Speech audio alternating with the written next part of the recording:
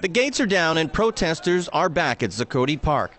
Members of the Occupy Wall Street movement streamed back into the space immediately after police removed steel barricades that had surrounded it for almost 2 months. Clearly, if it's a public space and you close it off and search everyone that enters and say, oh, you can't have pillows, oh, you can't have books, oh, you can't sit, it's not a public space. 3 people were arrested Tuesday night as they tried to lay down on cardboard.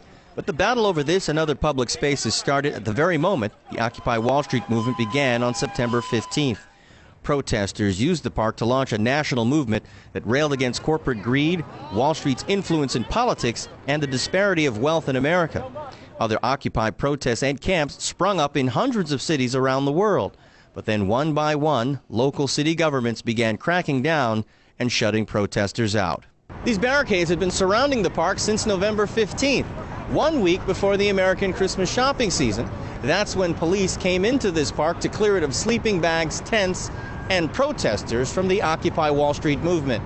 Civil liberties groups wrote a letter to the New York Building Department complaining the barricades were in violation of its own zoning laws.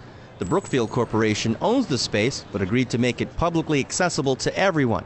Advocates say it should also be free of the searches and screening that took place after the eviction. They have decided that they were just going to violate their own laws. They were going to, change the game midway through, come up with new rules of conduct on the fly, which, prior to this, last couple of months never existed before, never were imposed in that park at any time in its history. It's been around for over 40 years.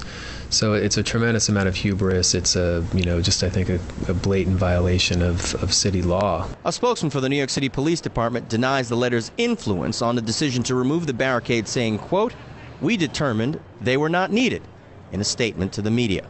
I think that the thing is whitewashed in the spin is that the eviction itself was illegal by the mayor, and so it kind of takes us back to square one. Some community residents and passers-by expressed optimism about the removal of the barricades, but said they would like to see more from the Occupy Wall Street movement beyond Zuccotti Park.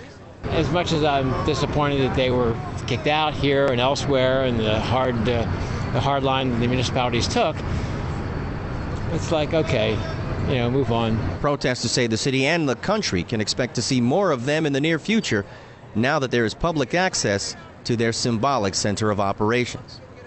Gary Anthony Ramsey, Press TV, New York.